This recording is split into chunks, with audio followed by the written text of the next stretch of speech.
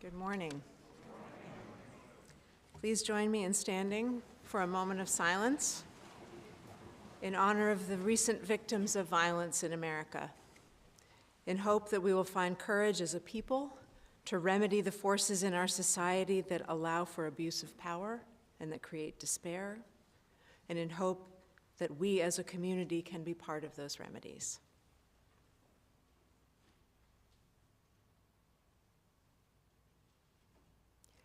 Thank you. Here's Rory.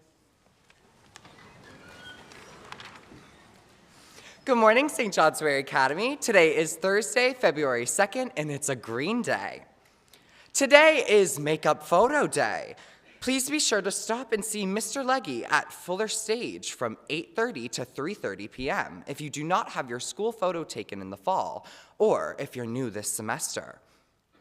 Second semester Meet the Teachers Night is tonight, starting at 6:30 p.m. in Fuller Hall. If your family plans to attend and needs a copy of your schedule, please stop by the headmaster's office to grab a copy. Student government will meet tomorrow morning at 7:20 in Fuller Basement. Attention sophomores, everyone loves sweatpants, and a long-sleeve 2025 t-shirt is the right choice for a little warmth on a cold day.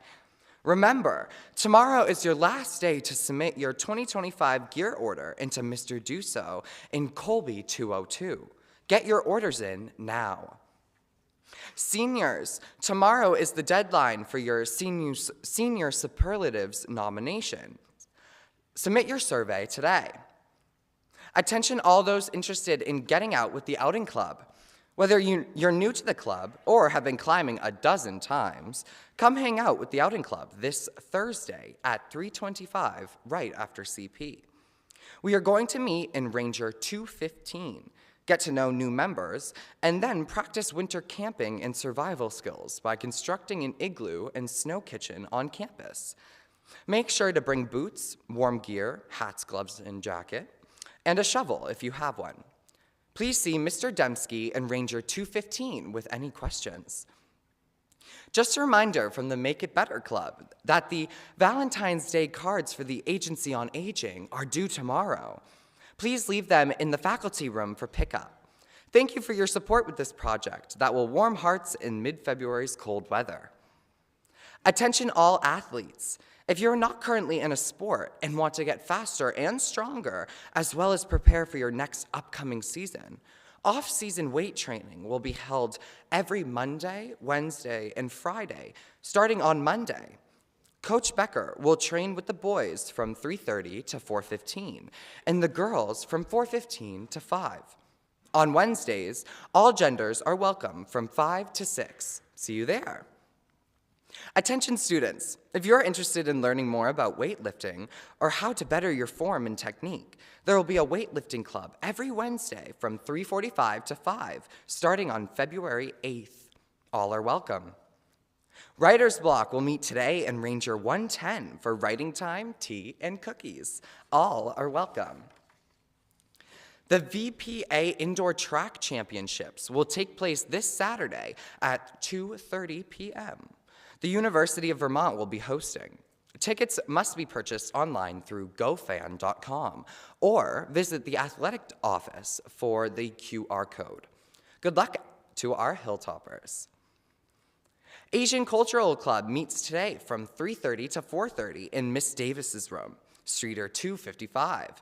We will first disassemble the dragon and bring it back to Mr. Arain.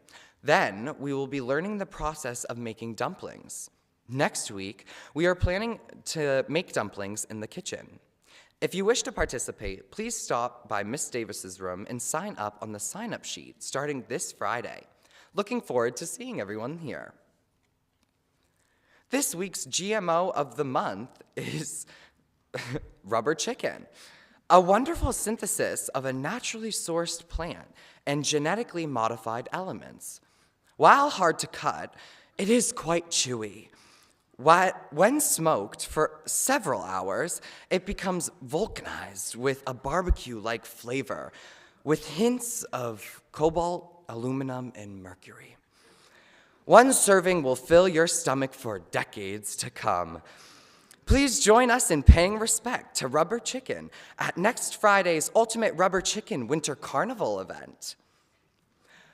Attention fashionistas. If it's the rage in Paris, it is fashionable here. Are we talking bright colors? No. Are we talking mixing stripes with paisley? No. Are we talking silk bordered by wool? No. The hottest trend in fashion is making designer clothing from materials found in the recycling bin behind Streeter. Become a runway legend at next Friday's Winter Carnival Recycled Material Fashion Show. If you want to win, you better work. Don't think we forgot. Here's Mr. Camilio's joke of the week. What do you get when you cross a vampire and a snowman? Frostbite. Be careful out there in the cold temperatures this weekend.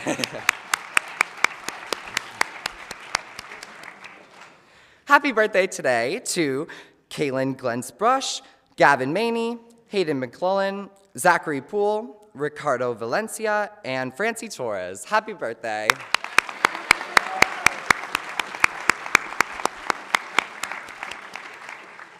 Today for sports, we have varsity and JV boys basketball at Colchester at 5 and 6:30.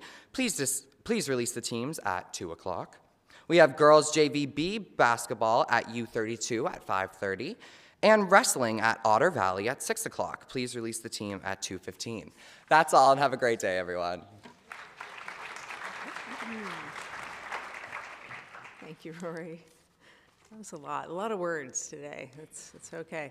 So a couple late announcements. The Kingdom Blades beat Brattleboro 6-0. The Kingdom Blades are killing it. Good job, you guys. Okay. So tomorrow's going to be very cold. So we're going to have a variety day. Please come dressed warmly as a priority. Remember your ID cards, and please, when you get here, go inside. You'll be able to get into the library, the field house, or any other warm spot. Okay? Good morning. Black History Month has been happening in some form or another for almost 100 years, since the year 1926. In that year, a group of civic-minded historians dedicated the second week in February, which was also for the birthdays of Abraham Lincoln and Frederick Douglass, to research and discover and illuminate Black history in the United States. That's the origin of our current moment, when we pause and consider the received realities of our history more carefully and more critically. As teachers who want to help create a learning community to which all feel that they belong, the importance of this month lies both in its invitation to question our received assumptions about historical constructs and in its insistence on foregrounding voices that have so far not been well amplified. To me, it is critical to our mission as a school that we do this. We should also recognize that the goal of African American scholars and historians and any proponents of Black History Month over these last 100 years has not been to widen the scope of our historical attention during a week or a month. Doing this only begins to remedy the profound absence and even active negation of Black voices and histories. Our continuing goal should be actually to inscribe the African American experience and perspective into our historical and cultural consciousness, so that our American history doesn't just include Black history, but is understood to be Black history and vice versa. What we teach and learn needs to be inclusive of the full spectrum of voices and perspective and experiences that have existed in this country since the very beginning, and to include them all year long, adding more each day as we retrieve and explore them. The urgency of this kind of inclusion in our teaching and in our standards for one another in the community is heightened by what seems like every day's news stories about violence against Black people and other minoritized people in this country. We heard the urgency earlier this week in Jonah's message about Holocaust Remembrance Day, where he challenged us to stand up and speak and act against hatred. We hear this urgency in the news of the death of a young man named Tyree Nichols, news that was accompanied by a horrifying video where we could see and hear the ghosts of Emmett Till and Rodney King and George Floyd and scores of others asking us to stand up and speak and act. We feel this urgency, and if we are compassionate, we wonder where to stand and what to say and what to do, given the power that we have in our individuality.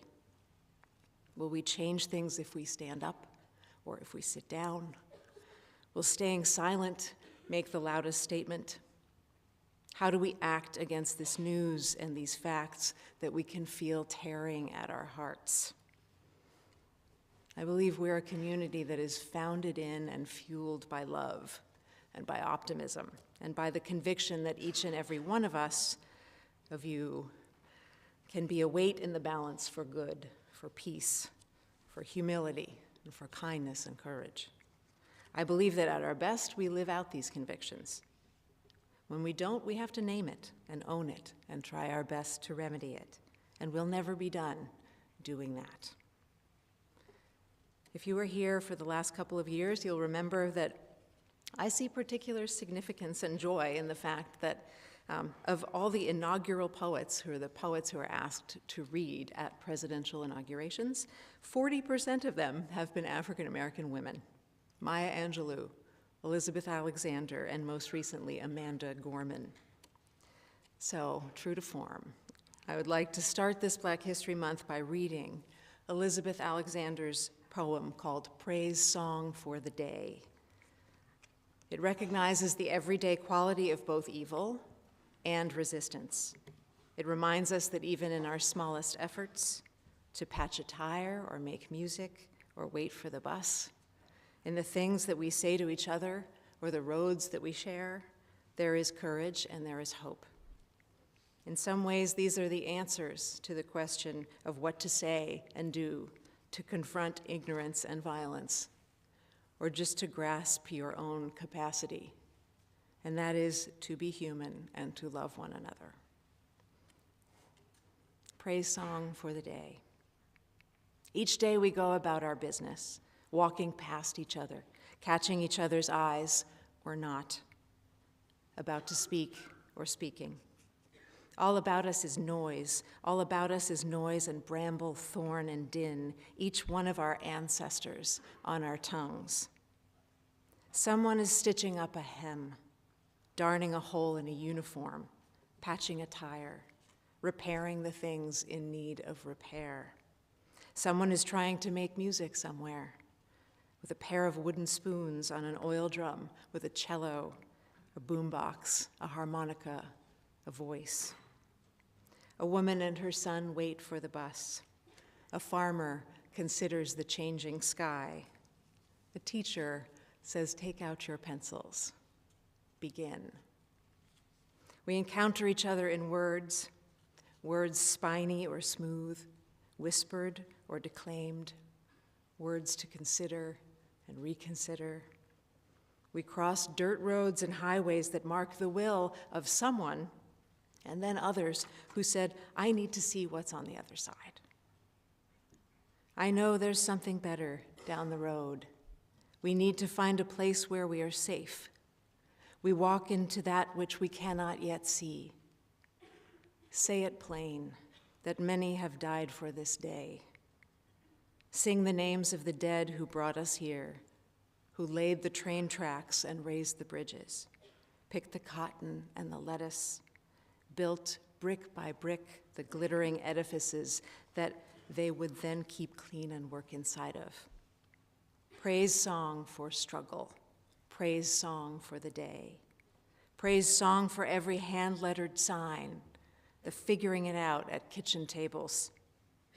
Some live by love thy neighbor as thyself. Others by first do no harm or take no more than you need. What if the mightiest word is love? Love beyond marital or filial or national, love that casts a widening pool of light. Love with no need to preempt grievance. In today's sharp, sparkle, this winter air. Anything can be made, any sentence begun, on the brink, on the brim, on the cusp. Praise song for walking forward in that light. Thank you, everyone.